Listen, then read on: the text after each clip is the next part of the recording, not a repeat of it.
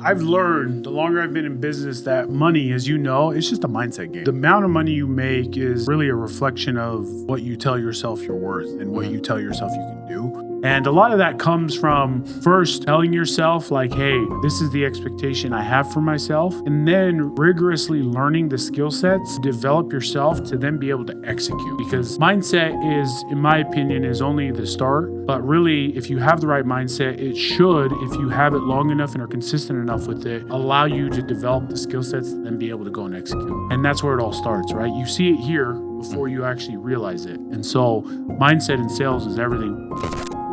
Hey everybody, thank you for joining us for today's episode of Disruptors. Today we have Lame Kinikini with the Fearless Investors. And Lame flew in from Salt Lake City to talk about how he went from owning nothing to 200 doors in under 3 years. I mean, it's pretty crazy as a stat. Guys, as you know, I'm on a mission to create 100 millionaires. The information on this show alone is enough to help you become a millionaire in the next 5 to 7 years. If you'll take consistent action, you will become one. If you get value today, please hit that subscribe button, hit that share button. That way we can create more millionaires. Ready? I'm ready, brother. Let's roll. All right. So let's talk about this. What was your life like right before you got into real estate? That's a really good question. A lot of people that follow me know that I cut my teeth into the door-to-door industry. Door-to-door. There's a lot of people that don't know that it's still a booming industry. It's still thriving. That's a rough way to cut your teeth. Oh man, it's funny because when people out from the outside are looking at the industry, looking in, they automatically they're like cheap car salesmen. In their mind, it's like, hey, you guys are annoying. Mm-hmm. But I have a very different perspective. I think door-to-door is like the elite of sales. And it's the best way to learn sales. 100%. Like, I mean, in terms of what you learn in communication, I mean, I tell the story all the time. There's very few places where you can learn very specific skills. I'll knock on a door, guy comes out irate, doesn't want to talk to me, hates me, cussing me out. 45 minutes later, I'm walking out his front door, cold Coke in hand, signed PSA, and he wants me to marry his daughter. Yeah. Right? Like what happens in that 45 minutes is very high level communication skills. Right? Well, and I mean, just the 45 minutes. I would say probably the first 45 seconds. Absolutely. Yep. Right. Absolutely. Because as we know, breaking preoccupation, getting them to see you as a person right off the bat's key, right? How you knock the door, where you position yourself, all those little details, right? What were you selling? Security and solar. Like the ADT? I was with Vivint. So I was with Vivint for a long time. So I did that for about 7 years. So when were you selling Vivint? I was there I started 2014, and this was back in the day when I was just on the phones. And then I was tired of hearing about all these guys, these door-to-door guys making all this commission. I was like, let me try my hand on it. So 2015, I went out on my first summer. I made about 40 grand, so nothing crazy. 35, for a summer, 40 grand. pretty good. Yeah, for a summer is really good. And then next year I made 75. And then my third year was the first time I broke 6 figures in the door-to-door industry. And that was when it was kind of an epiphany at that point. I was like, hey, there's something here. And so at the time I was going to school to be a physician. My dad's a doctor. And so I was following his steps. But once I saw that opportunity, I was doing the math. I was like, hey, my dad is this amount of dollars in debt. It took 12 years to finish his medical school, physician, everything like that, residency. I was like, I made, just in the last 3 years, about 200 grand in really 12 months when you put it all together. Yeah. I was like, this math ain't adding up, And so I was like, all right, I'm going to quit. And I'm thankful. I always tell that story because it was crucial for my real estate journey. Those skills that I developed in door-to-door 100% were massive. And as we both know, sales that is the number one skill set that you can have in any capacity. Absolutely. Right? In your marriage and, when you're going in for interviews, and you're always selling something. You're always trying to persuade somebody. And so being able to be in that capacity and learn those skills was a huge propeller to then jumping into real estate. And that's really, I attribute a lot of my success to that. Yeah, so we're going to talk about the real estate, but we're going to talk a little bit about the sales too. So selling security systems and solar. Yep. Okay. So let's get into the nitty-gritty as far as the sales component. Right? Okay. Because I don't get to talk about this as much. Let's go. On the show. So you knock on my door, right? And I open up and I'm pissed, right? I was watching a sports game I was upset about, or I'm in the middle of cooking something or whatever. What are you doing? You knock, I open the door. I was like, what do you want? Yeah, I love this. So a lot of the sale and positioning of that preoccupation comes how you position yourself at the door, right? Yeah. Because automatically the scenario you're painting is one that I always painted for guys that I was training, right? And so you want to position yourself in a way to when they approach the door, there's certain things that they're seeing from you that are automatically making it easier and internally bringing some of those walls down. So for example, when I knock on a door, what I train my guys to do, what I did train my guys to do is once you knock on the door, you actually stand 10 feet away from the door, like pretty far. And so I knock on the door, I walk off the door, and then once I'm 10 feet away from the door, I'm never facing the door. Like I'm actually positioning myself, either I'm profile away from it, so that if the door's right here, I'm positioning this way, so I'm looking this way, or I'm out looking at and trying to prospect other doors. So when he comes to the door, he's not looking at like, oh, damn, there's a salesman at my front door. He's just like giddy waiting at the door, waiting to talk to you, right? Yeah. He's actually looking and he's seeing a gentleman that's like really off the door, which is abnormal. Then on top of that, he looks busy, right? Yeah. And so when he opens the door, it then changes from who the hell is the salesman to some curiosity, right? Yeah.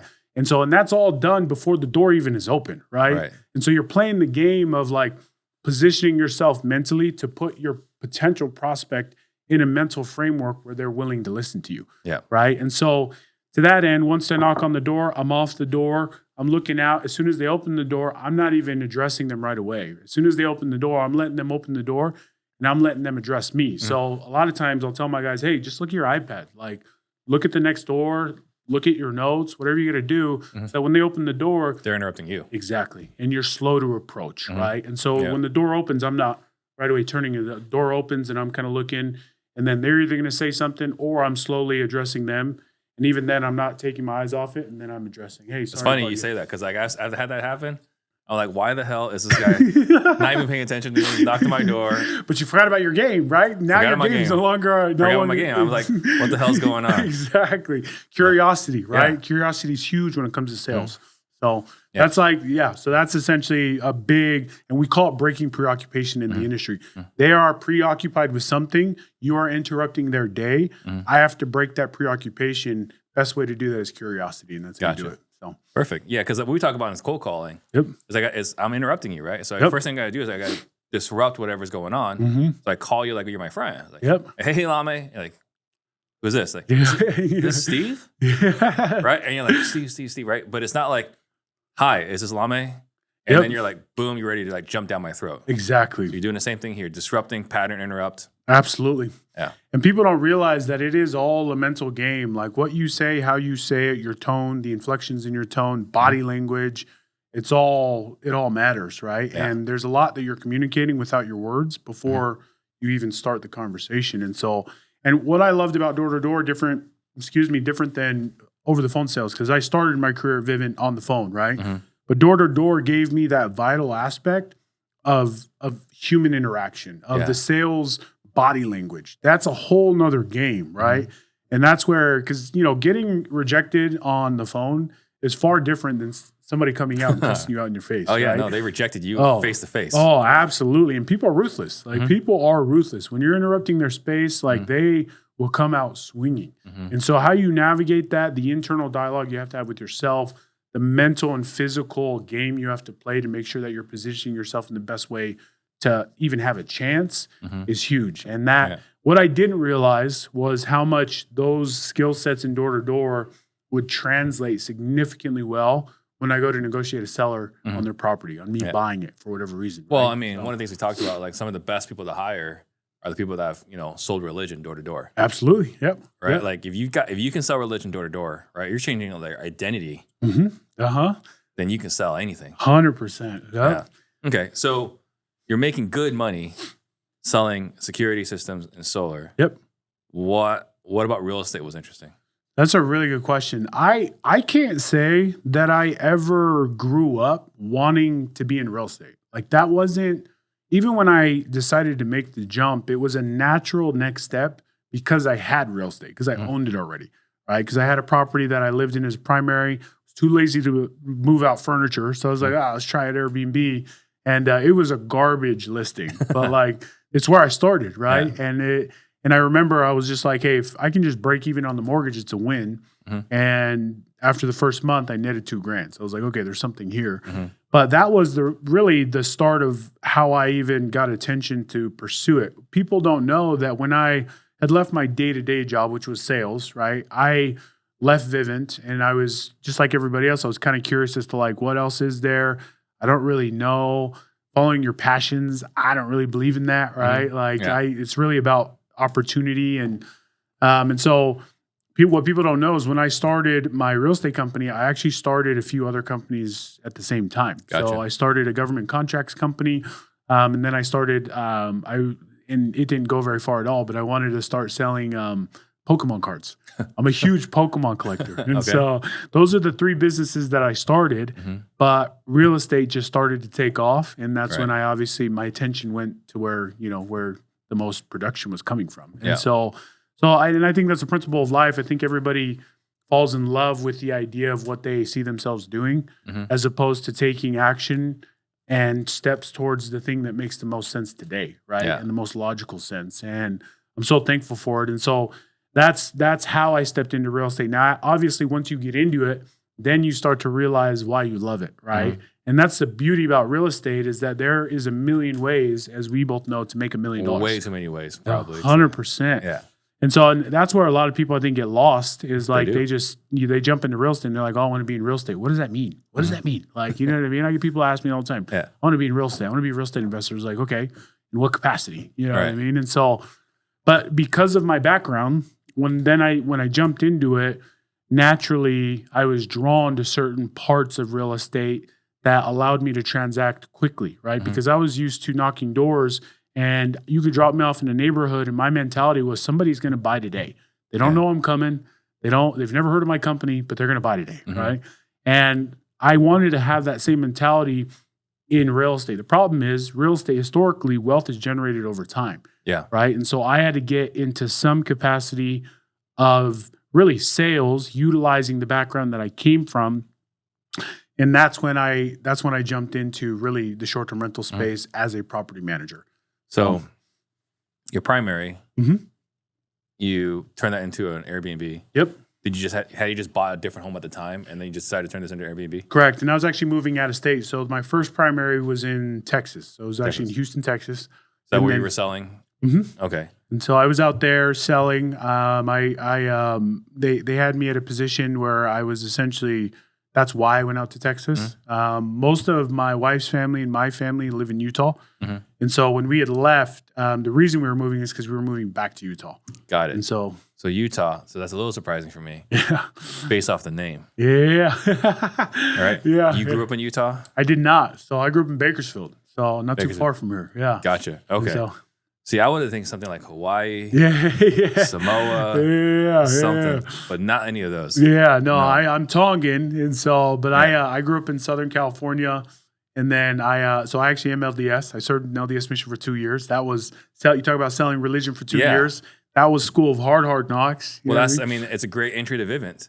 Yep. Right? Like it's a natural transition to Vivint. Absolutely. And that's how they found me. Well, it was because, there's a huge door-to-door presence in Utah because of the church, right? Yeah, I think everyone's a door-to-door expert in Salt Lake. Exactly. Yeah. And there's a lot of guys that come like pre-wired, right? You can sell religion, you can sell anything. You know what I mean? So you started then as a property management for Airbnb. Yep. Not just like, all right, this one worked. Let's just do a bunch more Airbnbs. Yeah. So you started on the property management side. Correct. Okay. So why property management? So, and coming back to really as I assessed the real estate market, I was trying to figure out what skill sets do I have that will serve me the best way, the quickest. Because when I had left, I really only had 6-8 months of runway of savings. So like I was, when you're a high income sales guy, you're spending as much as you're making. True. You're not investment minded, when you're first starting. And so that's what it was. And so I only had X amount of time. And I'm so thankful I put myself under that pressure, because diamonds are made under pressure. You figure it out, right? Yeah. But I needed to make money as quickly as I could. And so I looked at the market, and that's when I was like, you know what? I think property management is something that I probably could do really well, because you take an onboarding fee, you essentially get the property up and running, and you're operating it, and it's sweat equity for a paycheck, right? Yeah. And all I had to do at the time in my inner dialogue is all I have to do is just convince this homeowner that I am a better property manager than they are. That's the only conversation that needs to take place for them to write me a check. Right. And so that's what it was. And so in my first 6 months of property management, I signed 80 contracts cold, like just pure property management. We're just banging the phones? Yep, just banging phones, network, right? And that's one thing that a lot of people I think are often like selling themselves short on is not getting loud enough in their inner circles. Yeah. Right? Like I just told everybody, hey, I'm no longer in Vivint. I'm running, I run a property management company, right? And I remember on my Instagram, I had posted I'd made this post of like, I am the new CEO of this company. And it was a brand new company, new LLC, a week old, but like the amount of traction I got from friends, family, other people, because they're like, oh, wow, like CEO, right? Yeah. Like those 3 letters automatically, I guess, tell you, you're special for whatever reason. Regardless, it served me really well to then find in my network kind of the baseline of enough properties to then establish some real revenue, to then have the confidence to then go get more contracts. And so... How many you said? 80 in 6 months? Yep, 80 in 6 months. That's wild. Yeah, I mean, it was huge. So any challenges? Because like, yes, you can get doors. Yep. But you have to do the part that sucks. Yep. Which is managing. Absolutely. And at the time, ignorance is bliss, right? Like I had no idea what was going on. I was just like, I need to make money, you know? And so, and mind you, those contracts were a mixture of, multi-units. They were a mixture of arbitrage as well as co-hosting. So it wasn't all just like pure co-hosting. And, we had some multi-units in there that, helped us with multiple doors.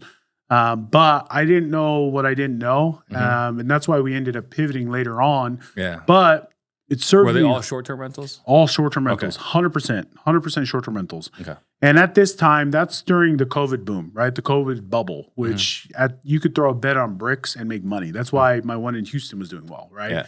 And so all I had to do, from my understanding, was basically just, create enough revenue to be able to then start reinvesting in different ways. So initially I went and got co-hosts.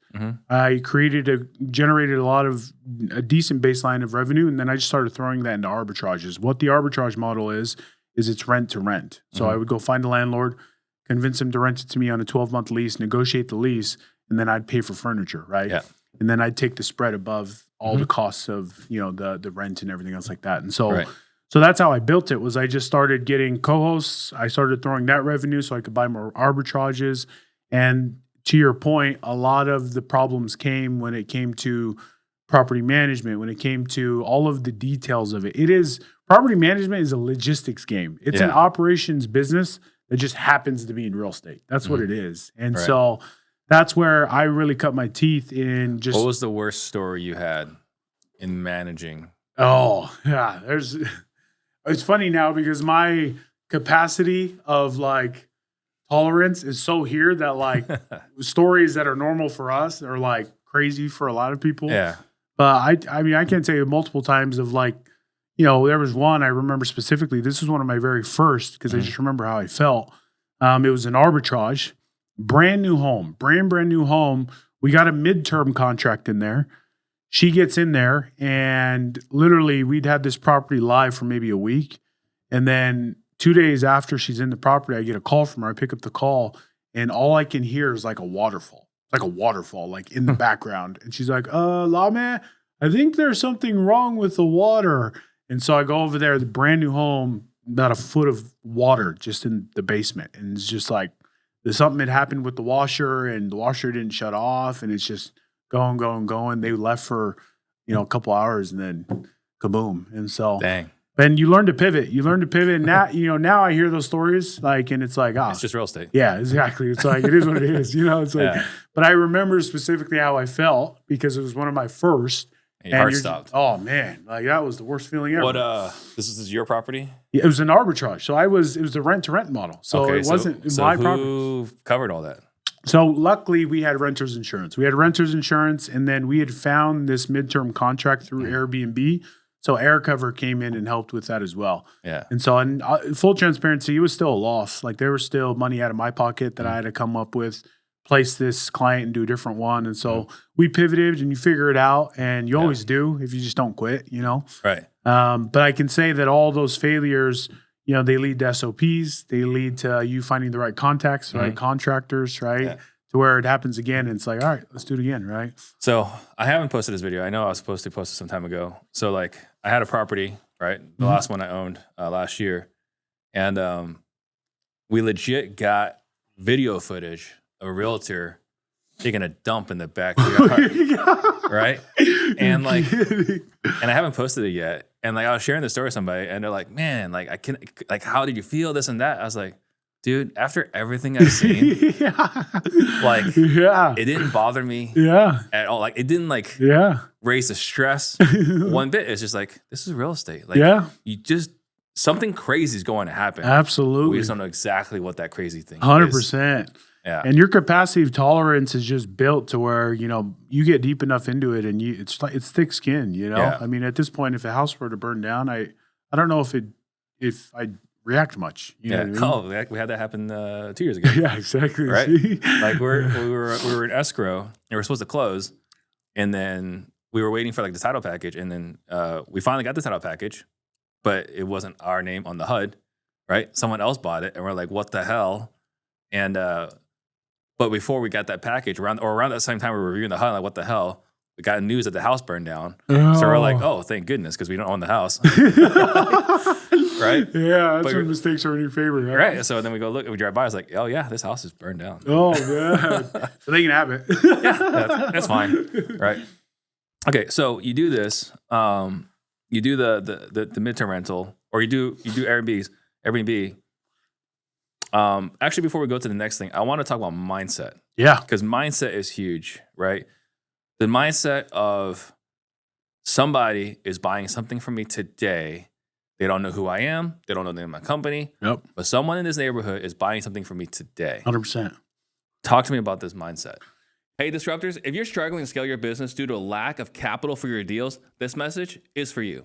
I've been part of the Collective Genius Mastermind for over 4 years now, and one of the biggest benefits I get as a member is access to 100% financing for fix and flips. If you're doing at least 10 deals a year, want to network with top-tier investors from across the country, and need access to 100% financing to continue scaling, go to 100percentmoney.com. I've had my friend and CEO of the Collective Genius, Jason Medley, put together a short video with all the details. That's at 100percentmoney.com. It's I've learned the longer I've been in business that money, as you know, it's just a mindset game. Mm-hmm. Like the amount of money you make is really a reflection of what you tell yourself you're worth and what you tell yourself you can do. And I'm thankful for door to door, because in that space, you have to have that mindset given the context of the job, right? The guys that are setting callback appointments in door to door, like those are the guys that are you're just not making money, right? Like you have to have the mindset of, if I'm going into a house, I'm either walking out of a contract or I have lost the deal. I don't care. Like one of the big rookie mistakes in that industry is, and it's a running joke. You'll have a rookie come into team training, and it's like, hey, because you always report in that industry. I'd always have my guys report every day. Yeah. And it was always like funny to hear rookies coming in and they're like, hey, I didn't close one, but I got 5 callbacks. And it's like, okay, like They got 0. Yeah, exactly. So 0. And so, they don't get it. Early on, you just don't get it. And they're so caught up and they're so excited about their callbacks, but they don't realize that mindset is hurting them, because, if you put a vet in that same room, he's getting the deal. Those 5 callbacks, 2 of those are deals, right? Yeah. You just haven't told yourself, or you haven't put yourself in a position to have the right mindset to then close. And a lot of that comes from first telling yourself like, hey, this is the expectation I have for myself. And then rigorously learning the skill sets to develop yourself to then be able to execute, because mindset is, in my opinion, is only the start. But really, if you have the right mindset, it should, if you have it long enough and are consistent enough with it, allow you to develop the skill sets to then be able to go and execute, right? Right. And that's where it all starts, right? You see it here before you actually realize it. And so mindset in sales is everything. But having that mindset from the door-to-door industry and then switching it to really real estate was crucial. And it really helped a lot with my success, because as you and I both know, real estate is a long game. Oh yeah. In a lot of ways. And, it's just, when I'm going to talk to an agent, like I'm not closing that deal there, most likely. That's not really normal unless you're typically a flipper or a hard money guy and you're coming in and you're trying to hard negotiate. But for me, just simply coming from that space, it allowed me to move the needle even further with people and to create urgencies in the right points of the sales process to then be able to see real results, right? Yeah. So for example, that mindset serving me in contracts was huge, right? Like just being able to talk to somebody, hey, so have you thought about it? I see that you have renters in here. Oh, cool. These are long-term renters. Have you ever considered Airbnb? Cool. What's keeping you from doing it? Okay. Address, objection, overcome. And then it's, okay, well, tell you what, I'd love to come see the property. Like, let's do a walkthrough real quick. I want to tell you pros and cons about what it is. And then let's sit down and have a real conversation. And then going to the property, seeing them in person, that was my game, right? I couldn't close them over the phone because that's just not the industry we're in, right? You can't sign a contract on the first phone call.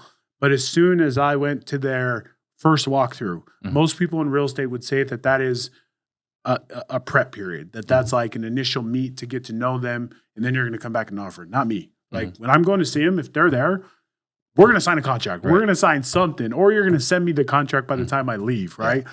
And that mindset served me extremely well when I went into property management specifically, which then led into acquisitions and all that we'll talk about later. So you're doing arbitrage, you're doing co-hosting. Yep. Right?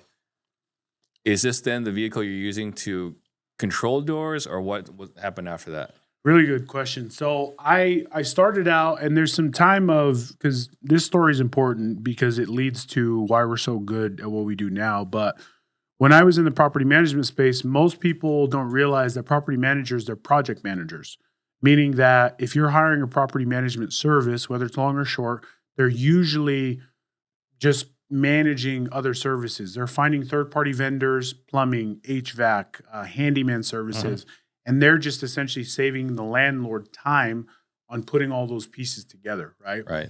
What people don't realize is there's a huge opportunity if you're willing to put in the work to vertically integrate, and that's what we did. And so I saw all of these, especially in short-term rental, the two spaces that I saw a lot of generated money was cleaning. There's a huge markup on cleaning when you're paying short-term rental cleaners a flat rate to come turn over your property. Oh, yeah. And then the second is handyman services. So just somebody pulls a towel rack out of the wall, go in and patch it up. Minimum handyman, $75, just for them to go over there and patch up drywall, re-screw it in, right? Yeah. Those are the two primary services that I realized very quickly was sucking a lot of margin. And in my head, I was like, why am I paying this cleaner to $125 to clean this 2-bedroom house when I can pay somebody $15 an hour to do it, right?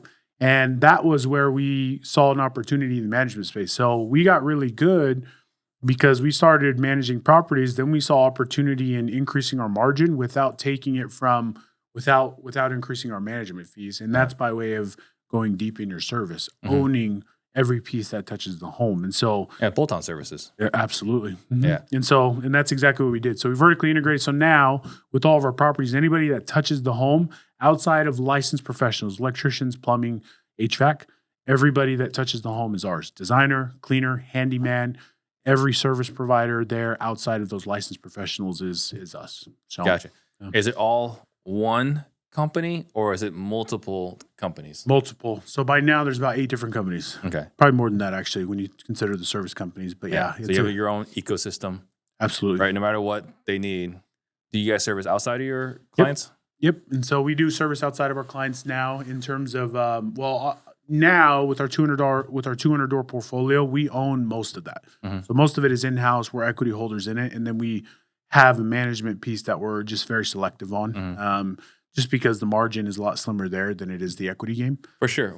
I mean, the only reason I'm asking, right, because one of the guys I'm a very big fan of, I haven't watched the show in a long time, don't really watch that much TV anymore, but for the longest time, I loved watching The Profit, right, with Marcus Lemonis. Yeah. And he'd come in and Right, and one of the things I liked most about him, and I think Alex Ramosi is kind of doing this right now, but Lemonis back then was, if he bought your company, right, and he bought into it, 20%, 60%, depending on whatever they negotiated.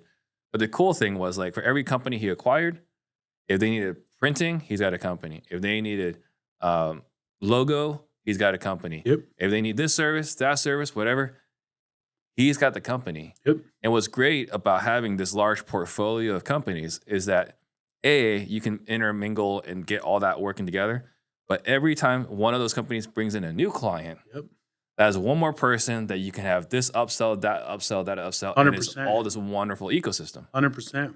So I'm asking, like, are these servicing you only or servicing other companies? Because, like, do you have, like, if someone comes into you for, like, a handyman, well, then there's all these other touch point potential as well, including managing the property. 100%. And that's why when you actually look at, and it's, there's a part of me that hesitates to say this a little bit, but, when you look at, typical property management services in the short-term rental game are 20 to 30%. Because I'm vertically integrated, it's closer to 40%.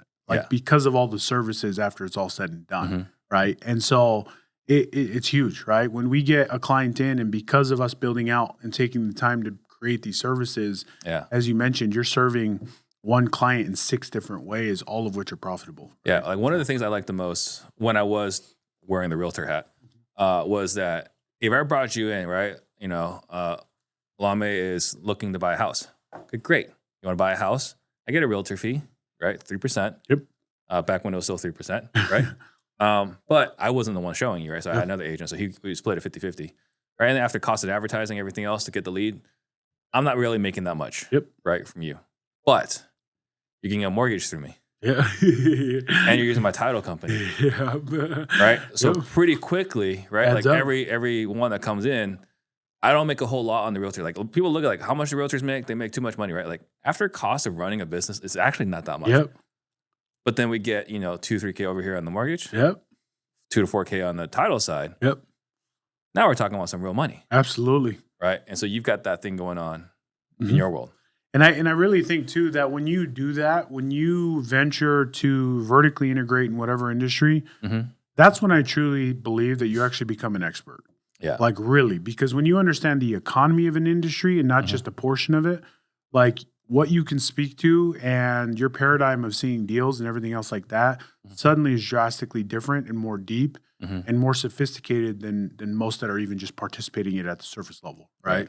And so, and I'm sure you saw it, right? Because once you understand the entire sales process of what goes into buying a home, now you're consulting and you're a lot better on the front end of, somebody that's coming to you as a realtor, of explaining the process and bringing value to them, right? I definitely learned a lot more as we got into those other businesses. Absolutely. So right now, going back, you said 8 different businesses or 8 different companies? Yeah, about. I think there's probably more now, but yeah. Okay, so 8 primaries.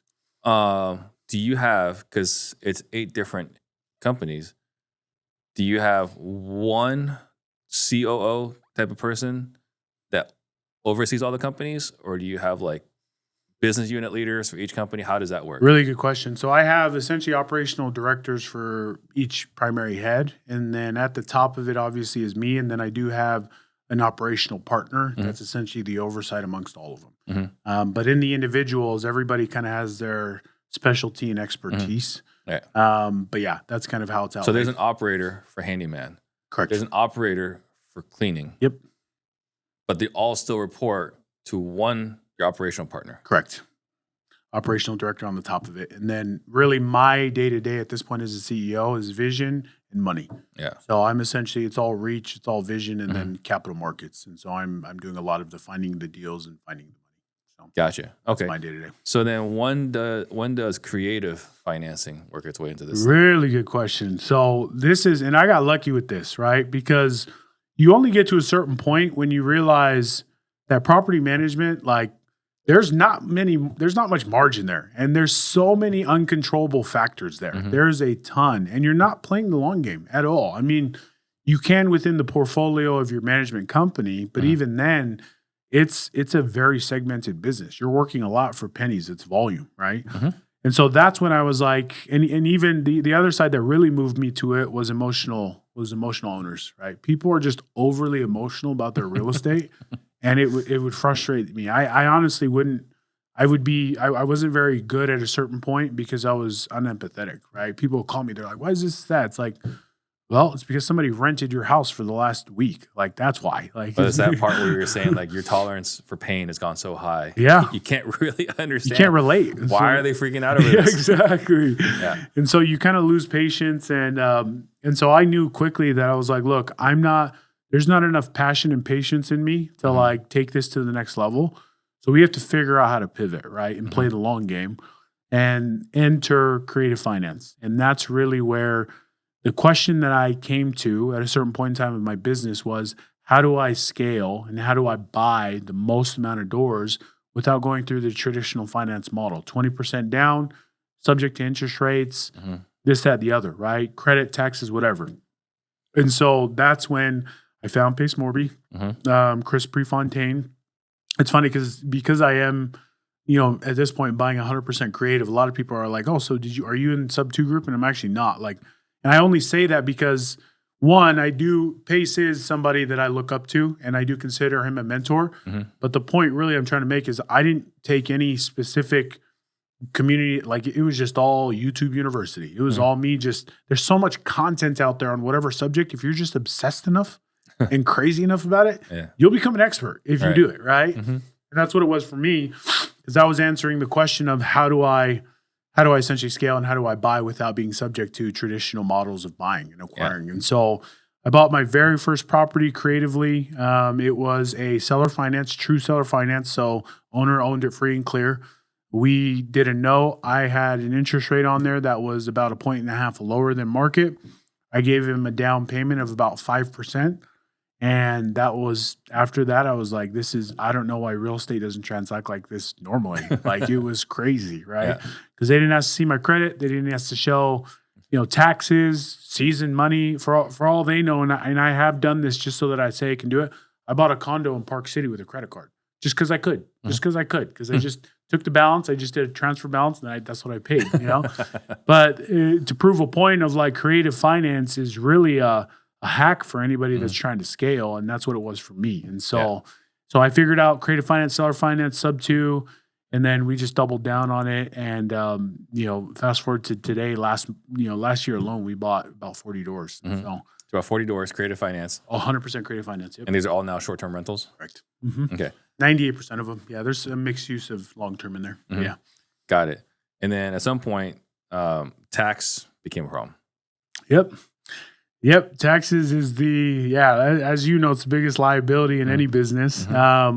Luckily, because of creative and depreciation, that actually had never been a huge factor in my business to start. I mean, our first year we had to pay taxes on the property management side, but as you know, there's a lot of losses, a lot of expenses. And so really we were kind of sixes. But once I started to acquire, that opened up an entire huge faucet of really depreciation that I could take, but then eventually leverage to be able to go scale with high net worth W-2s that are trying to offset taxes, right? Yeah. And creative is a huge value to that, because when I'm buying a property, let's say it's $1 million property, I only have to put in creative at most 10% down. Like, those are the deals I'm looking for, and they're everywhere if you know where to find them. So if I'm buying this property with $100,000 down, it's $1 million property, the depreciable basis of that property is still $1 million, right? Yeah. But if I'm buying it traditionally, I'm paying double the amount. So I'm putting 2x the amount of money into the property. Right. So my dollar ratio to depreciation is significantly lower if I'm putting 20% down versus 10. Right. So when we went and started buying creatively, what we realized really quickly was that we were solving the tax game. And I'll be honest, I wasn't smart enough to think of it ahead of time. I just got lucky with it, because I was like, I didn't realize I'm buying all these properties for 5, 6, 7% down, and it still has the depreciable basis of market value. Yeah. So then I'm getting in some of them, you're getting like a 2x like on your dollar for depreciation. And so because I was a real estate professional, it was easy to do, right? Right. And so that was really the tax game to us and how we figured it out. I'm so thankful for it, because then it also allowed me to be able to figure out the game of how to serve people that have those tax liabilities, that have those tax problems, because there's a lot of them, right? People don't know how to take advantage of it. And I'm not sure if you know, Steve, but there is a specific short-term rental tax code that actually allows a material participant to be able to take a part in the property and therefore write off the depreciation against their active income. And so I did not know that. Yeah. I heard something about it, but I haven't spent, like, I heard bits and pieces about it. Yep. But I haven't really dived deep into it because it didn't really apply to me. Yeah. So can you elaborate on that? Absolutely. So, and this is where the mistake is, because a lot of people think that the code is saying that if you own a short-term rental, you qualify as a real estate professional. That's not the truth. Mm-hmm. It's actually a lie, and there's a lot of lawsuits because people Really? they think that's the answer, and it's Because they not. bought into it to save taxes. Exactly. And there's a lot of gurus out there that say that, and it's a lie. It's a damn lie, right? Mm-hmm. You're not actually qualifying as a material participant under the tax code. What it says is that, because we always hear to participate as a real estate professional, it's like 750 hours in a year. A lot of hours in a year. Exactly. Yeah. A lot of people think when you own a short-term rental, all you have to do is 100 hours and then become a real estate professional. That's a lie. What the actual code is if you materially participate for 100 hours in a short-term rental, that property then goes from passive investment to active. Mm-hmm. And you can take active income against active losses. Mm-hmm. The reason you can't do that with the long-term rental is because there's no code in there. No matter how long you spend on that long-term rental, there's no code in there that ever takes that long-term rental and turns it into an active income. Yeah. Right? It's always going to be passive. That's why you can't take passive income against active income, or passive losses against active income. So what we do is we help investors essentially materially participate in these properties that we buy creatively, i.e. the dollar in is significantly less than if you're buying it traditionally. Mm-hmm. So you're spending less money to get into the property, then you're materially participating into this property that you put less down than you would normally. Yep. To then write off the max amount of income, right? Mm-hmm. The max amount of depreciation on it, right? And that's essentially more or less the model that we've built out. So it's 100 hours per property then. Correct. For short-term rentals. If I got Correct. 3 short-term rentals, I need to do 100 for each of the 3 properties. Correct. Mm-hmm. Now, granted, as long as it's, it doesn't have to be 100 independent hours. For example, if I'm creating a guest guidebook, that's a very easy way to get material participation. Mm-hmm. You can create the guest guidebook for all 3 of them and put similar information. If you're spending 1 hour and it's going to go into each of the properties, that's an hour across all of them. Does that make sense? Yeah. So instead of 3 different hours, it's 1 hour on, material participation on each of your properties. Gotcha. But that's also, I love that it's been structured that way, because you do have to do it per property. So in my model, it's kind of been in our favor, because then when people make more money the next year, guess what? Come back to me and buy another property. Mm-hmm. You know what I mean? Yeah. And so it's kind of built itself in a way where repeat business is we've kind of created for ourselves because of it. So you're helping people offset their taxes. Huge. Yep. How are you finding these people to offset their taxes? Right now, a lot of it's organic. And so, the best way to, find capital investors is you make people money. Mm-hmm. They tell their friends and their friends tell them. And, a lot of my reach has been organic. And so speaking at events, just my Instagram, but really more so it's just taking care of people. That's your best marketing. Your best salesman is the customer that you just took care of, right? Like that's your best salesman. And so that's what we've been doing. So I don't do paid ads. I don't do any of that, like actual, like direct mail, nothing. It's been purely organic, which has been very, very crucial. This is the first year where we're actually flipping on the paid ads. Market. I'm super stoked for it, because I think it's just going to be a funnel of leads. So. Yeah. Oh, that's exciting. Very exciting. So we talked about, like, it sounds pretty easy how we got to here. It sounds it, right? So we've covered quite a bit. What were some of the darkest times in this journey? Man. Oh, we're going there, huh, Steve? Yeah. Well, because it's not sunshine and rainbows. Oh, man. If only people knew. Only people knew, right? Listen, I don't consider myself, and I've never in my entire life have I ever struggled mentally. Mm-hmm. Like, honestly. Like, I can't say I've ever actually been depressed. I can't say I've ever been, self-conscious to a degree, right? Like, I've never been that person, but business will do it to you. Mm-hmm. Business will do it to you. I think people don't realize that, entrepreneurship at its core is really the most defining, self-defining thing you can do, because of the amount of pressure, stress, anxiety that comes with it, Mhm. right? And I can't even like clarify like specific moments. It's kind of just the whole thing. Like you're always Right. just like always in it. Alex Hormozy, he Mm. was on a podcast recently and he was like, or no, it was actually Elon. Elon was like, a friend once told me that, being a business owner, you essentially are the funnel and the pinnacle of all the worst problems. Like all the worst Oh, yeah. problems, like when they can't get solved, they just come to you. Mhm. And your whole job is just solving the worst problems in the company. Yeah, it is. and it is. And people don't realize the amount of stress and pressure. When you start a business, you're no longer working for yourself, right? It's funny because I thought money would always be the ultimate stressor of my life. And of Well, there was a like, period of time where that was true. yeah, that's true. That's very true, right? But I thought at scale it would continue to be the basis of it, but it really isn't. I mean, I know enough to where my family will never go hungry. I know I'll never make less than 200, 300 grand a year. And that's like worst case scenario, right? Because of what I've learned. And so like, it's no longer a stress of like my immediate needs as much as it is the whole, right? Everybody else that works with me and for me, right? And that's really the mantle you carry as a business owner is you're no longer working for yourself. You're working for everybody that has ever taken a chance to be a part of this organization. And that's a heavy mantle to bear. Yeah. Especially when it's like companies out of money. You can't tell people that. You still got to go out there, raise money, right? Like you had a big loss, quarter one. Like you got to forget that and just go out there and grind. You just got to turn it around. So there's so many things that are hard for people emotionally that you deal with as an entrepreneur that you never thought was part of this game, frankly. Like I didn't really think that was going to be as hard as it was, but it was. I mean, the year we made the most amount of money, frankly, was the year that I had the hardest time emotionally, mentally because of the pressure, right? And but I, in all of that, your tolerance, you gain. What was some of that pressure you were dealing with?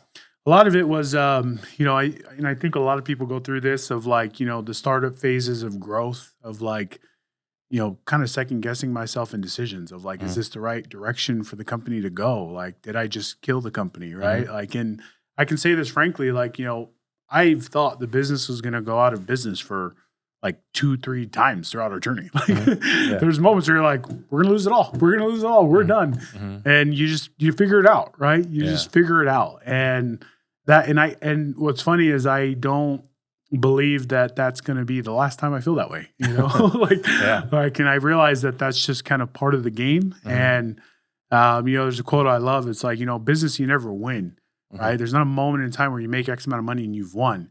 The way you win in business is you keep playing. The way you lose is you quit.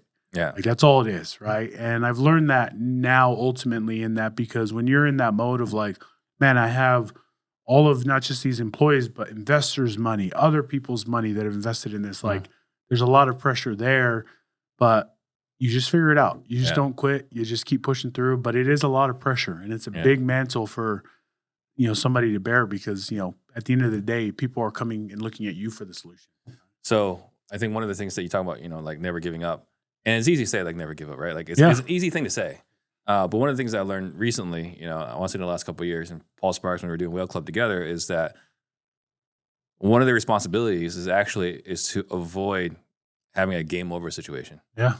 Right? Like, because game over, reset sucks. Now, today we have, you can save the games, right? But like, I think, when we were growing up with Nintendo, right? When you hit that reset button, you started from zero. Yep. Right? And in business, if you even start at zero, you're starting at negative because you're going to owe people money and you got some reputational damage. Yep. Right? So like to avoid that is pretty tough. Yep. What was like the situation that caused you to have like the most stressful moment? And I say this because there's a lot of people watching that there are people in different phases of the journey. Some of them are crushing it. Some of them are brand new. Yeah. So for those that are brand new, like what are some of the things they get to look forward to? At least be mentally prepared that this might be coming. Yeah. I think early on, one of the things, and in hindsight, you can then actually see through the smoke of like what the emotion was. But I think a big emotion that's often found in entrepreneurs on the journey is the imposter syndrome. And I mean that business to business, right? Oftentimes you think like there's so many times in my business, I was just like, this is like this is the worst business model ever. Like, this is terrible business. This is like, we don't know what we're doing. But I can't tell you how many times, especially when I get into other rooms, when I'm meeting with people that have, a couple zeros at the end, more than me in their business, it's all the same. And what that is that we're all still trying to figure it out, right? Like, people often think that if a business is doing X amount of revenue, that means they're perfect. They have dialed systems. They like have every SOP down to the T. Like, everybody knows what they're doing in their business. And the fact of the matter is, like, that's just never true. It's never true. Yeah. And at your worst points, it's very easy to compare the worst parts of your business to the best part of everybody else. Yeah. Right? Everybody else's business. And for me, that was something I had to really learn, because I was extremely self-critical of like just saying like, dude, our SOPs are terrible. Like, we don't know how to clean a house. We don't know how to freaking negotiate deals. And then I'm over here looking at other people's. I'm like, man, Pace is over here killing it. You know, you have all these other guys that are, Airbnb kings. And I'm just over here pretending like I'm imposter, right? And it just took me some time to realize that, look, at the end of the day, the game is you just keep playing and you get better. And everybody, you just need to be okay with where you're at and just it's important to recognize where you need to go, because that's a huge thing. Is you have to recognize, okay, I do need to get better here, here, and here. But as soon as you start internalizing that and telling yourself that you can't be as good as him, is really when you start to fall, right? Yeah. And that's what it was for me. Jalen White, he was like one of the first like 10 episodes, I think, and he did well in real estate, and he decided like, look, I'm gonna do something different. And I can't remember what the context was, but he shared with me, like, he's been involved in lots of different businesses, like as a consultant and so on. And he was saying that the 9-figure businesses, systems-wise, look way worse than our business model, right? Yeah. They just got a great idea that caught fire, right? My team shared with me, I think it was like 6 months ago, 12 months ago, they're like, Steve, we're working way harder, we're smarter, and we're better than we were before. Yeah. But we're not making any more money. In some months, it feels like we're making less money. Yeah. But again, we're working harder, better, and smarter. Yeah. And it just goes to show, like, it's not just what you're doing. Like, there's a lot of intangibles involved. But yeah, that to me was the funniest. Like, yeah, these 9-figure companies, they don't even know what the hell they're doing. Yeah, exactly.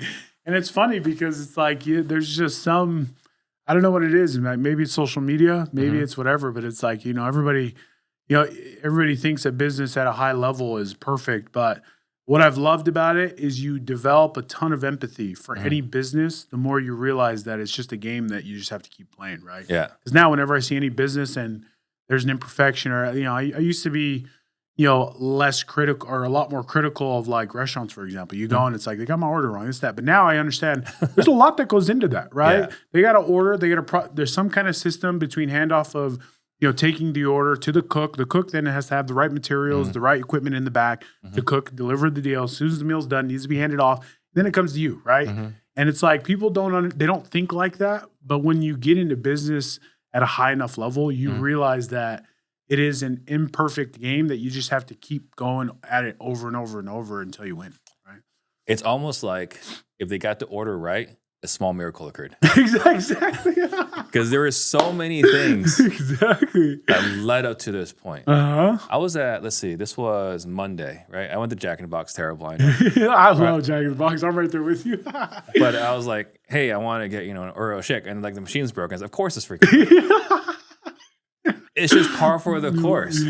So getting the order right, getting what you wanted before you got to the restaurant, if it's available, like a small miracle absolutely has occurred. So we're talking about getting to 200 doors, right? And 8 figures in revenue, and then 200 doors. Like, what are some of the biggest things? We talked about it, right? Like, we talked about creative finance, talking about creating a network, attracting, so on.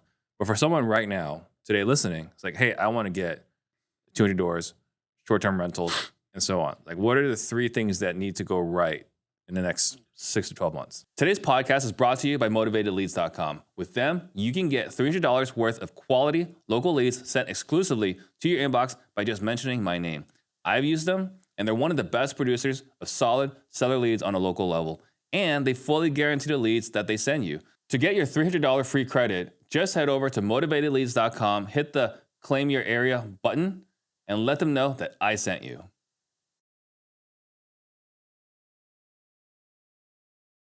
Really good question. So if under those parameters, right, I think the number one thing that people need to get familiar with in today's market, especially within the next 12 months, is creative finance.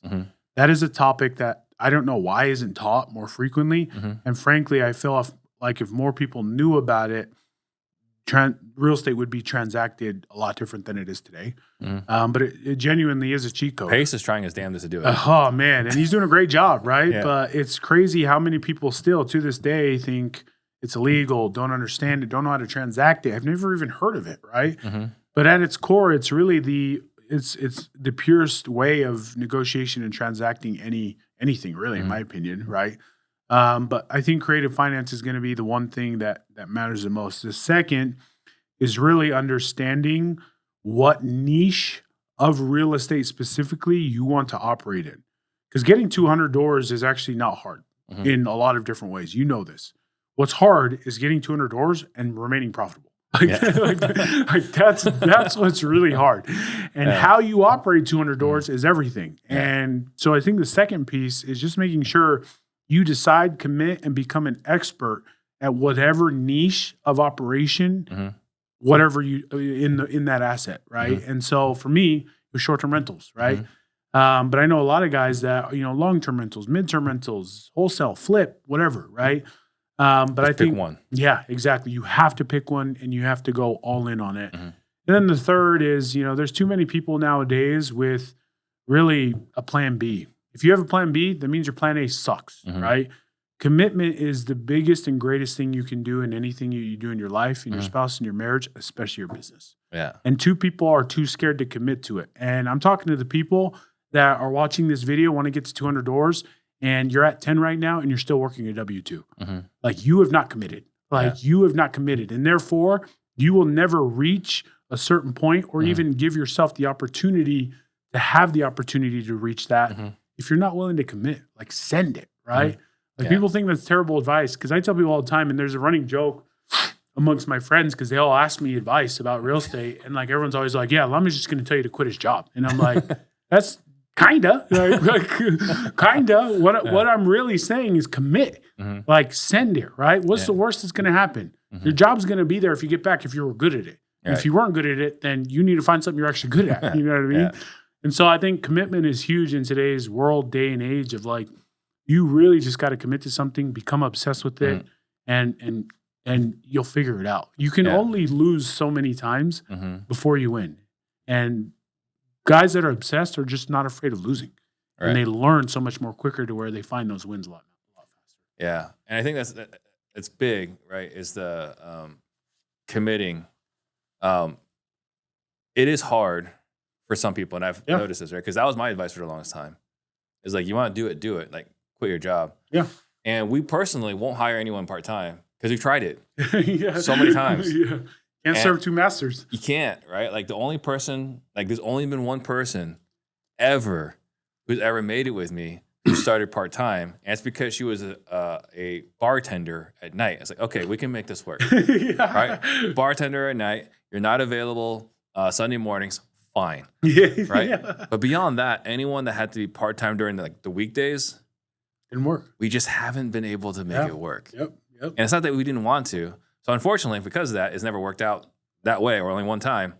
Policy now is no, it's you got to be all in or you're not. It's not going to work. 100%. Okay, so then you were here and you were just checking out properties. Yep. So we just bought, and it worked out great, because when you told me you were in Arizona, I was like, oh, perfect, right? Yeah. Because we had brought four properties out here last year, and I still have yet to see them. And so people think that's crazy, and I used to think it was crazy, but at the same time, I think that's why you have professionals and systems and processes to be able to comfortably buy remote, right? And so, so before I came here to the podcast, I went and looked at a few properties, and it's so funny because now we're subject to the numbers. Now at scale, we just plug them in, we do an underwriting, and if it spits out green, then we buy it. If it spits out red, we pass on it, right? But a lot of times it's an emotionless, and it has to be for good. It's an emotionless decision.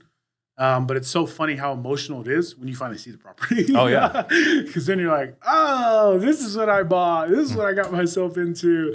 But, numbers ultimately are what drive any business, and you have to know them. And so, we just bought a handful of properties last year. First time seeing them, and figured I'd come out and see them while we hop on this pod, and it's been great. So. Well, it's funny you said I bought one in Scottsdale, 2 in Phoenix, and 1 in Glendale. Yeah. And what was my reaction? You were like, those are very different cities. It was like, they sure are. It's it's all over the map. I mean, People love Scottsdale for Airbnbs. They love it. Beautiful. Right? Yeah. It's great. It's, everything is more expensive. But when you go there, if you come here for the Super Bowl, you come here for the Open, you come here for spring training, Scottsdale's pretty cool. Yeah. It's close to a lot of things, and the restaurant's really nice. Yeah, yeah. Glendale, it's great when you go into the Cardinals game, or I guess the Super Bowl. Yep. Right? But beyond that, sorry for all my Glendale fans. There's not a lot of compelling arguments. Yeah. For going to Glendale. See, and it's funny is you look at some of the numbers, and the numbers speak differently, right? Yeah. In terms of and that's why it's there's a point in time where you just have to trust the numbers and just deliver when you get it. And this is a point in Airbnb that's very important to recognize, right? Me coming into this, I had no idea what was Phoenix and what was Scottsdale. It was all Arizona to me, right? Yeah. Driving up to that, now I'm looking at it very differently because I'm driving up to the property and we're looking at it. But a normal person coming in from out of state, when they drive in, sure, they may feel a little different when they're driving into Glendale, Phoenix, see some homeless people. But as soon as you walk into the property, if you can deliver on clean bed, clean amenities, incredible in-home experience, it doesn't matter. It really doesn't matter where you buy. Some of my best performing short-term rentals are in the worst communities in certain suburbs, but it's because of location. It's because of location, demand of occupancy for whatever reason, people are coming. Yeah. And that's the thing about Airbnb. And so that's why we are very subject to, at the end of the day, the numbers are what matter the most. And then after that, it's the emotional side. So, well, there is some good spring training, right, on the west side. I think the Brewers have a really good facility in Litchfield Park or something along those lines.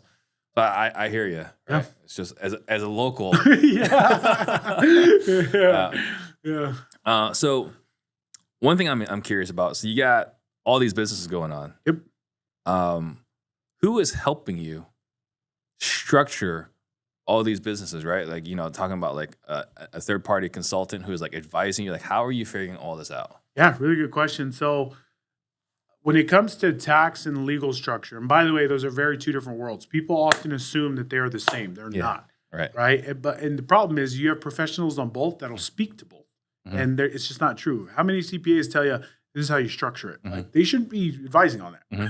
Right? They need to be advising on what is the strategy and the implementation of tax. I'm going to talk to my lawyer about the actual legal structure and protection. And so I think first and foremost is understanding those two worlds are separate. And then finding the dogs in those industries to help structure them. So I've been blessed to have close friends that are high performing in both ends. First one's Brady Slack, bought and sold a tax firm. And so I've worked a lot and closely with him to be able to structure the legal side, or not the legal side, the tax side of what we do. And then the legal entity has come by way of a few different firms, right? Namely, Ellie Jensen, she does securities, and then Trevor Eldridge of Eldridge Law. He's helped a lot. He's been in real estate. So those are so I can't take credit, honestly. I can't take credit. What I would say to this is in these two worlds, people often think that they are a science, but they're actually an art. And to play these two roles really well, you have to find artists to work with. Yeah. And those who hear me, right? Because people think the law tax code is black and white. It's not, frankly. No. It's subjective. No, that's why they get paid a lot of money. Exactly. And it's subjective to how good the people that you're working with, how good the artist is that's painting the picture, right? And so that's how I've built my business, is just working and finding with artists, not scientists, and then just understanding, the niche and the lane that I'm trying to accomplish. Yeah. That's why I'm pro flat tax, by the way. Yeah. Right, let's flatten the tax code. Absolutely. And then what about leadership or business, right? So for example, we have Sharper. Gary Harper, his team comes in once a quarter. We just did an annual planning. You have anything like that? Yeah, really good question. So I've been thankful and blessed to have been a part of a, probably the biggest STR masterminds and events Mhm. that exist. Between being a participant in it as a speaker or being invited as a guest, or early on it was just me paying the ticket to be able to go and learn, Mhm. right? And a lot of my business isn't original; it's taken from pieces of Mhm. people that Mhm. are good at what they do. Right. Chris Prefontaine, Pace Morby, to Kyle Stanley, TJ Tajani, like these are Mhm. STR guys, right? Mhm. Taking the best of all those guys and kind of putting it together in a way and in a shape that's Yeah. comfortable for you, right? And so a lot of my leadership and structure on the STR side has been from multiple influences, Mhm. namely Kyle Stanley's one of them, TJ Tajani, Ryan, there's Noble Crawford, there's a lot of Mike Trojan. Like Mhm. these are all STR guys that people are aware of.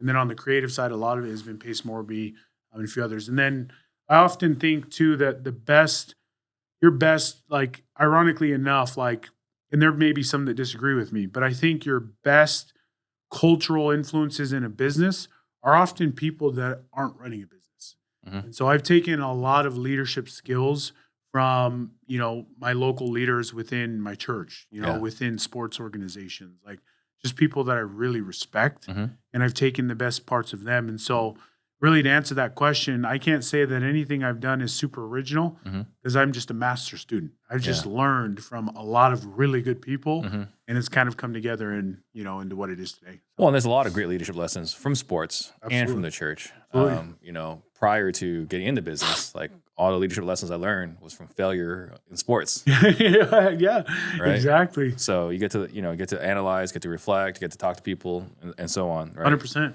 Um, and then we got connected through Stratton Brown. Yeah. Yeah. Good How do old you know Strat. Stratton?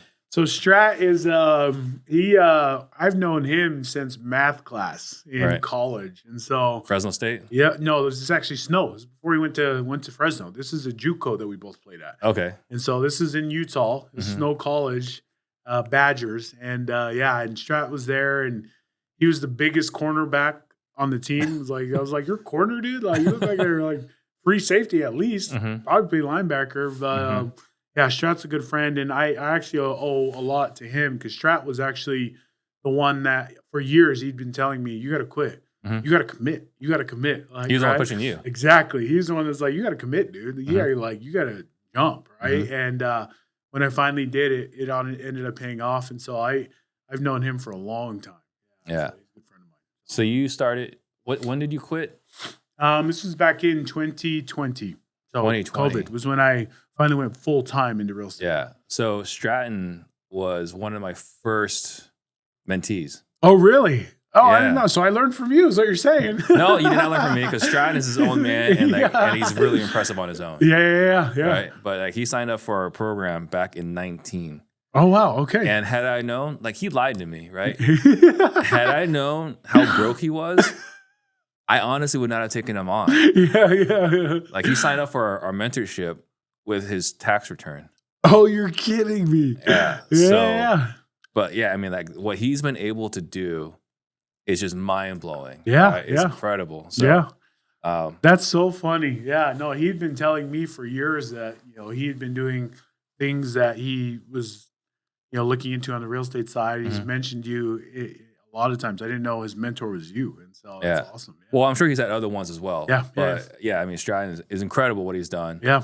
And I mean, I love his challenges. I love, just random calls. He's on my champions list. So we talk Yeah. at least once a quarter. Yeah. Right? He's like, hey, what are you up to? What are you working on? And it's cool to see his journey as well. Absolutely. So what position do you play? I played linebacker. So I was Linebacker. outside linebacker. Yep.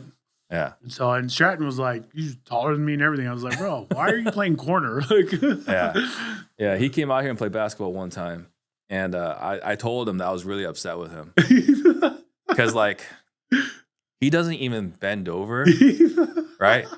He just crouches a little bit and then he can dunk the ball. Yeah, exactly. And I'm over here, I got a running sprint. I've got the perfect, bend. My knees are at 90 degrees, right? And you're lifting and I can't even touch the backboard. So Oh, that's funny. I love it. yeah, but he's a great guy. Yeah, he's a stud. One of Yeah. my favorite people. So looking back now, right? What freedom today does real estate afford you that you didn't have before? Yeah, that's awesome. I think it's funny because, we say now that the true indicator of wealth is no longer big houses and cars, it's time. And that really is the case. And the freedom that I've seen mostly in time is, ironically enough, like the freedom of like thought. And what I mean by that is, like, I am a firm believer now that, like, there's so much peace of mind that comes from just knowing that no matter what I do, I know I'm going to make enough money to live a very good life. And likewise, I have the capacity and the thought to be able to share it with my kids. Like, I know my kids will not starve because of what I'm going to teach them. And that's really what real estate has afforded me to do. Because I think, although I've gone through an MBA of the hard knocks for real estate, I feel like it gives you almost like a minor in business. And having that is everything. Because we could both go and build a business that isn't in real estate. And there's so many principles that are paralleled in real estate business, in any day business that is going to serve us well.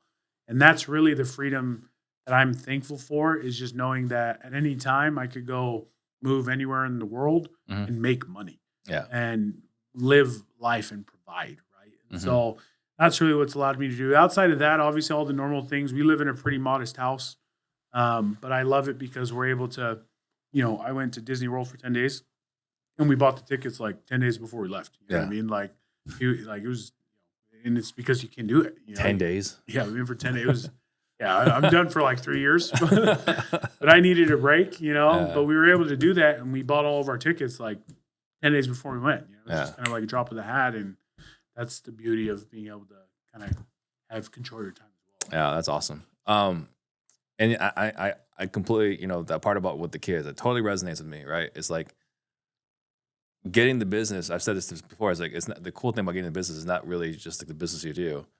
It's that your kids have such a leg up now over evereveryone else. Yeah. It's almost like the kids have an unfair advantage. Yeah. Right. 100%. And like the things that they know now, it's funny, like my 12 and 13-year-old, like the stuff that they talk about now, like I know they know more than some of these like MBA grads. Yep. Right. Because like they actually get to see what the real world is, not like the theoretical world. Well, and it's funny because I have a good friend that's in a MBA program now at a fairly prestigious MBA program. It's BYU, right? And he's going through it right now, and he'll send me texts of pictures of him in class, and it's like a topic or a quote that like his teacher, his professor said, and he'll send it to me. He's like, "Bro, you told me this. You said this to me like a few weeks ago. You remember me telling me this?" And he's mind blown, and I'm sitting there. It's like, well, it's because you don't learn business from a book, brother. Like you get out there and you learn it on the streets. Hard knocks. Absolutely. And that's the best education is self-education, right? Yeah. And I love the quote of "Don't let formal education ever get in the way of educating yourself," right? And that's hard facts, right? Yeah. And that's why, to your point, it's like it's funny because my girls. I tell my wife all the time, I'm like, I'm gonna have a really hard time caring about what they do in school, like genuinely. Like I am going to give 2 Fs about it. Like if they come home with like Fs, I don't care. Like what I care about is who they are as people first. But then I'll teach them everything they need to know to make money. And guess what? Those topics, it's not taught in school. Like they're not going to teach you that in school. And so to that end, it's like, educate your kids. But first you got to educate yourself. When you have that, it's everything. So I have something similar because like with my kids, if they have an F, we're going to have a problem. Yeah. But it's only because like you could have done better. Yeah, you didn't try. Right. It's not like you're a crappy kid. It's like you clearly mailed it in. Well, let's talk about like lack of effort. That's where I was struggling. That's fair. Right? Yeah. But other parts, like, I don't really care exactly what you're learning in school. It really isn't that important. Exactly. But, I missed this earlier. You have your own community as well. Yeah. Yep. What's your community?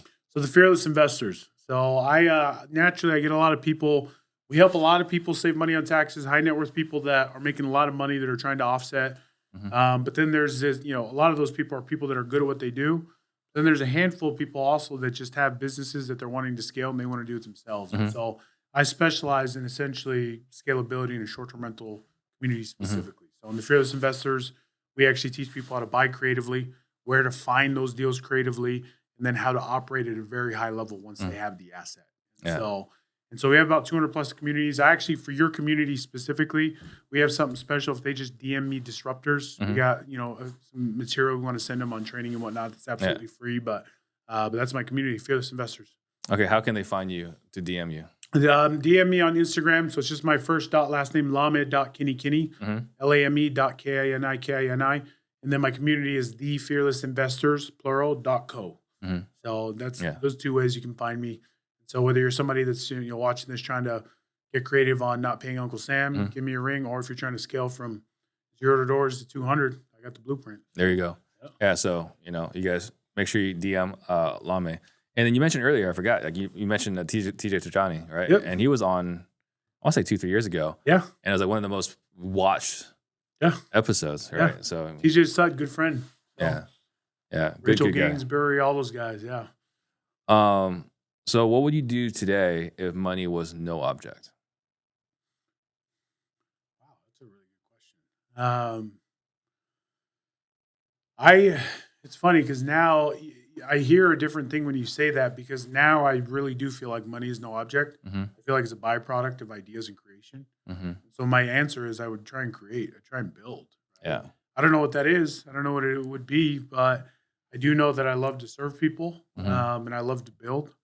And those would be the two principles that I try and ride and die by. And it's funny because when you focus on those, money always comes. Right. I think more specifically, I'd love to go serve in foreign countries. I served my LDS mission in Ghana, and that was a huge eye-opening experience. Just seeing how other people live gives you a different perspective on life. Oh man, and it's hard because when I got home from my mission, it was around the time of like Black Lives Matter and all of that huge political climate, and it was a little bit difficult for me to kind of empathize with it, mostly because I was coming from Africa. It's it's hard for me to see oppression here when I lived in 2 years in the slums of Africa, and like those people don't even have like water.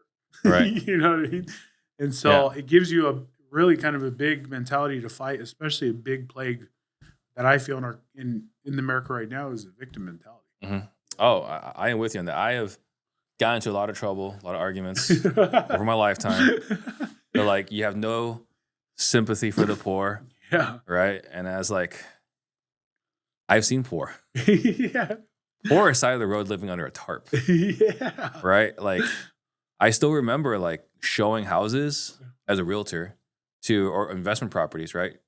I have people that are flying in out of state, they want to buy some rental properties. I'm Steve, the realtor, and I'm showing properties. And I walk around these rental properties who are living much nicer than I am. And it's it's hard for me to feel bad for you. Absolutely. When your TV's nicer than mine. Exactly. And that probably sounds terrible. No, it's the truth. I couldn't, right? I still remember, it wasn't the COVID stimmy, but there was something else. And I remember driving around these apartment complexes where everyone's got these empty boxes of plasma TVs. Yeah. These apartments. Yeah. And again, it's hard for me. And so, like I said, I've gotten in trouble over the years. 100%. Debating with my friends, and they would always get angry. I was like, I don't even know why you're angry. I'm just sharing you my perspective. And when people don't realize, when you get over that mentality, then is when you unlock really financial freedom. It's a mindset game. It really 100%. is. 100%. Once you understand you're not a victim and the world is there for your taking, the life you want to live, you do it. Yeah. It happens. What's your epic life goal? Epic life goal. This sound crazy. I want to get to a place in the next 10 years, maybe even 5, where I invite all of my friends, loved ones, people that I just care about, and I rent out Disneyland for a day. So that's my epic goal. I just want to rent out Disneyland, and I want to be able to spend the day and look around, and the only people at Disneyland are the people that I want. Yeah. Around me. Was it Kevin Hart talking about Mekhi Phifer did this or something? Right? I think so. Yeah. Right? That's funny. And his daughter was invited, and his daughter sees what the good life is. Dad, when are we gonna do this for my birthday? Yeah, it might backfire. Yeah.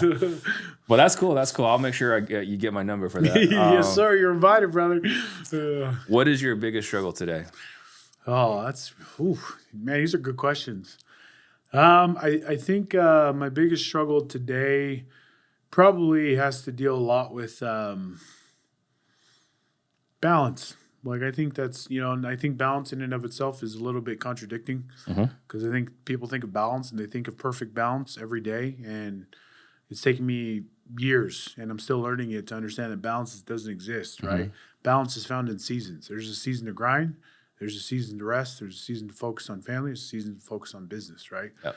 And so for me, it's been a lot of that, of understanding the mind game of like, where is balance? How can I find it? How can I navigate it? Because no matter how much and how good and intentional you are about it, there's always rooms to improve because there's always somebody there that needs you more, Yeah. And whether it's your business, whether it's your employees, whether it's your wife, whether it's your spouse, right? And that's my biggest struggle, is trying to figure out how to continue to be the best I can at that. So, Are you doing anything about that?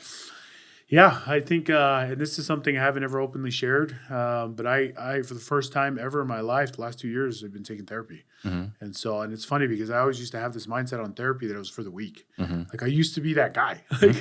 I understand. I've got the same challenges. Exactly. And so, and it's just because I was never in a position mentally to ever consider that, right?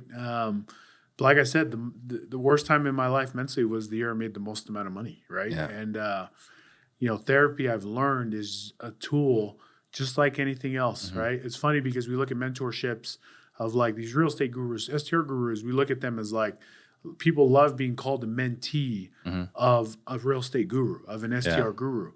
Why don't we have that same mindset when it comes to people that are helping you in the mindset game, you know? And that's what therapy is. It's just people that are mentors in the mental game, and money is a mental game.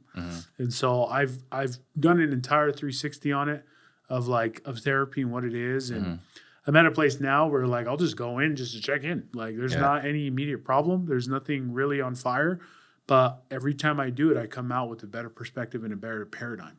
Right. And so that has been something that I've been working on in the last 2 years, and it's drastic results. Well, thank you for sharing that. Yeah. And we've had Brad Chandler on the show, I want to say probably around a year ago. And that's been one of the biggest transformations for him, was like unlocking like his mental blockage, because he was, therapy is a weakness, and, like I'm going to crush, I'm going to dominate, all these things, right? And I think the things that cause us to have this mindset, like I'm going to crush and dominate, is probably because of some things that's going on between the ears. And I just finished a book, Positive Intelligence. Yeah. And it talks about like, here are all like, he calls it saboteurs, but like in some ways, like these are like some of your demons. Yeah. And it's actually been really cathartic. And like, as I'm listening and reading, it's like, oh, I have that problem. Right. And you read about like, I have that problem. And then like, what are the consequences? Like for mine, like my biggest saboteur is hyper rational. Yeah. Yeah. Right. Like, F your feelings. Here are the facts. Yeah, facts. Yeah. Yeah. Right? And with that, what ends up happening is here's how it shows up. Here's how it affects your life. It's like, oh, those are all terrible consequences. Right. And so then you start looking like, okay, what can I do to reduce that? So yeah, I mean, I think I'm on this mindset journey as well, right? So I haven't taken a step yet for therapy, but I've worked with a lot of people that is their thing. And every time it's been like huge perspective shifts. Yep. Yeah. It's funny because one of my favorite quotes is, the greatest piece of real estate that yields the greatest return is the real estate between your ears. And that's all we're talking about, right? Yeah. Is money is a mindset game. It's all it comes back to. So What's your superpower? it's really good. I like to think that my superpower is connecting. I feel like I've been blessed to be a part of a community that is very natural when it comes to meeting people where they're at, right? Well, we come from a community that thrives. Polynesians thrive, I think, in humble confidence. We don't believe we're better than anybody, but in that same breath, we don't believe there's anybody that's better than us. And so we kind of live in that space that allows us to connect really well. You walk into a room with somebody that's a billionaire, it's like, I'm going to treat him the same way I'm going to treat this guy that's sweeping my floors. You know what I mean? Like, there's no difference between the two. Money doesn't make a man. And so I think that served me really well, especially when I'm at a closing table or growing a business, because at the end of the day, I really do care about the people I do business with. And I think connecting goes a very long way, because the quickest way to writing a check is trust. Like, that's it. In sales, it's all you need. And they need to trust you before they'll do anything with you. They don't even have to like you. Like, people don't understand that. Like, it's not a likable game. a likability game. It's a trust game. Right. And it's like, I can't tell you how many people I've given my money to that I absolutely hate, but I just know they're good, you know, and I trust their competency. Right. And so trust is the game in sales and the game of closing. And I've been blessed to be part of a community that's really good at building it. So. Yeah. Well, that's huge. And like something I've taught a lot in our sales training is that likability is overrated. Rapport is overrated. Trust. You have to be the most trusted person. Yep. Then they'll work with you. Absolutely. Because like you don't work with the doctor you like, you work with the doctor you trust. Yeah, exactly. You don't work with a financial planner you like, you work with a financial planner you trust. 100%. And so, yeah, that's something we've emphasized a lot in our training. So I appreciate you sharing that. Yeah. Which failure did you learn the most from? Really good. I think the failures that I learned the most from, and this might be a different answer, are the failures that I've done before. So every time I get into a position where it's a repeat failure, I learn the most from it because, you know, it's the classic quote, you know, fool me once, shame on me. Fool me twice, shame on me. Fool me thrice, shame on, fool me once, shame on you. Fool me twice, shame on you. Fool me thrice, shame on me, right? And that's the truth, right? Yeah. I feel like I learn the most when I get to a point where I'm like, hey, I failed again and I'm at the same place, but I did it a different way. And that typically usually allows you to then find the solution that is typically the one that's going to move you forward. Yeah. Well, it's funny too, right? Because like that second failure when it happens again is because there's a blind spot Yep. Yeah. that you weren't aware of. Absolutely. Yeah. And the quickest way to find a blind spot is you just, you know, you fail multiple times in different ways, you know? Yeah. And Yeah. Bringing it down. Final question is, which book have you gifted more than any other? Hey, my name is Brian. I'm a real estate investor. Ian's sales training has helped me buy more houses at a deeper discount. Most recently, Ian helped me reframe a question which resulted in me buying a house for less money than other offers the seller had on the table. If you're considering sales training, I don't think you can go wrong with Ian's. I'm filming this video for the man himself, Mr. Ian Ross. The guy crushes. The guy's the best person in sales I've ever seen. I've invested elsewhere and I haven't got the same results. I've gone from being a seller, making 5K a month, to being a hybrid role, making 11K a month, to now be 4 months down the line from 5K to on a closing opportunity, inbound, full calendar, with the best opportunity, the best offer in my space. OTE is around 20K a month from month 2.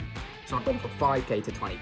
If that's not a return on your investment, I don't know what is, man. If you're a salesperson and you don't invest in sales training, you're going to get left behind because your job is to be better at sales.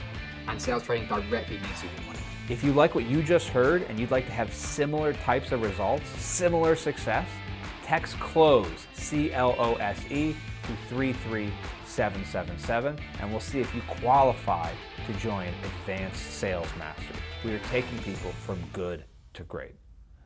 oof. Oh, man, I'm a terrible person because I don't gift books, but I give a lot of recommendations, though. A lot of audible recommendations. And the one that I've been asked about a lot lately, or that I have recommended a lot, especially to my clients, people that are coming to me that are trying to understand, hey, how do you scale? How do you manage finances? Is Rich Dad Poor Dad. And I feel like it's just everybody. There's probably a lot of people say the same thing, but I think it's more relevant today than it's ever been, simply because of the world's perspective and view on debt specifically, and like how to leverage that, how to manage that, and how to use that in your favor to scale. Yeah. And debt is a tool, right? And at the end of the day, if you understand how to use it for good, it can be a huge asset. But, again, it all comes back to that same mindset of money is a mindset game, right? I had this chance to speak at a high school last week. Oh, nice. And, you kind of have this idea like the kids are screwed, right? Like they don't have a chance. Like the way things are going with like the social media and technology, like they don't have a chance, right? And there was a girl in there and she's 17. And she's like, I just read Rich Dad Poor Dad. I already have a job. What is another side hustle I can do? And I was like, you're 17? Yeah. You read Rich Dad Poor Dad? Yeah, you're freaking out, huh? And you're already looking at a side hustle? Yeah. And there was another kid, he was 18 years old, and he's like, I already have my own Facebook marketing agent, my Facebook agency, and I'm trying to figure out how to scale it. Because he was asking me questions like, you're 18, Yeah. right? Like you ask the questions that like some other people pay me Yeah. to ask me these questions. You're 18 years old. He's taking advantage of it, baby. Yeah, Of the opportunity. But it was really cool. So, but like, you know, I guess like the good news here is like the kids are going to be all right. Absolutely. Yeah. You know, you worry with technology and the phones and social media and all this other stuff. Yeah. Oh, they're going to be fine. Yeah. Yeah. Yeah, it's really cool to witness that. And somebody's being cultivated right now in this system, because we all were, right, of seeing the flaws in the school system, seeing flaws in that. And it led to, you know, all of us finding a path that was, you know, often less walked. And it's crazy for me to think of, especially at the beginning stages of AI, that there is some kid out there, 16, 18-year-old, that is the next Jeff Bezos, is the next Tim Cook, is the next Elon. You know what I mean? Like, and it's, you know, like to your point, we often have this doomsday effect of like, man, school education, they're all effed, you know, but somebody's going to come up with a genius idea that none of us have thought about, you know? Well, I mean, there was a young kid who just disrupted the industry, you know, last week with AI, right? Like, was it that whale something or the DeepSeek? DeepSeek, yeah. DeepSeek, yeah, that came out, and like everyone's like crazy on Twitter, at least over the weekend, right? Like, who knows? Yeah. In a month, we'll figure out like what the reality is. Yeah. Like, it's China. Can we really believe everything they said?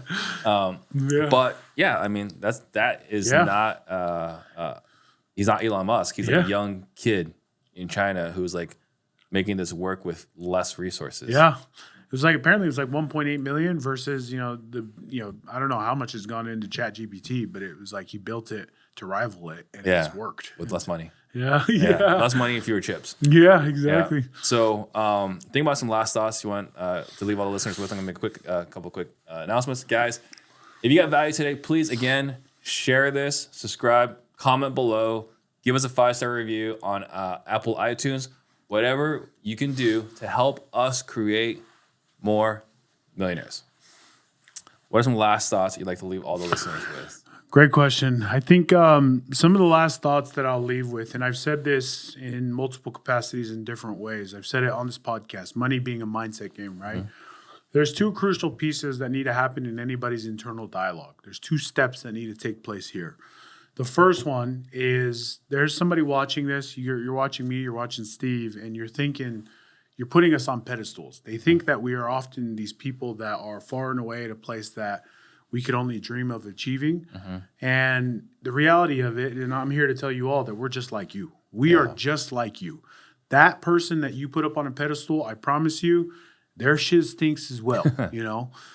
But the second piece that really needs to take place, once you normalize people and you put them in perspective, the second thing that needs to take place that's extremely crucial is you need to tell yourself that you're a lot more capable than you actually are telling yourself right now. And that's the piece that is crucial for anybody in their journey. They have to tell themselves, whether they believe it or not, that they can be that person that they're often putting in a higher pedestal or a higher phase of life, right? Yeah. And when you can do those 2 things, that's when really, in my opinion, that's where financial success is found. Financial freedom is found, is in the mindset game. Again, the greatest piece of real estate that yields the greatest ROI is the real estate between your ears. Money is a mindset game, and that's what it comes down to. Yeah. I mean, I appreciate you saying that, because like I have people that, you know, I can tell, you know, in some capacity, you know, look up to me. I always tell them, like, I'm not really anything special. Like, I'm not better than you. Yeah. I've just been doing it longer than you. Yeah. All it really comes down to. Absolutely. Yeah. And this podcast is to help shortcut that for everybody else. Yep. Right? Like what I would give to start over at 21 years old today. All right. Absolutely. So- Absolutely. All right. Again, if someone wants to connect with you, what's the best way? The best way is my Instagram. So at lamed.kinikini. I'm sure we'll have a link somewhere, but just my name. And then again, I have something special for your community specifically. So people watching this, just DM me Disruptors. We'll get you some information over. But it's the best way to connect me on Insta, baby. All right. Perfect. Thank you so much. Steve, Appreciate thanks for it. having me, man. This is awesome. Thank you. Thank you guys for watching. See you guys next Shout time. out to Steve Trang. Jump on the Steve Trang. Disruptors.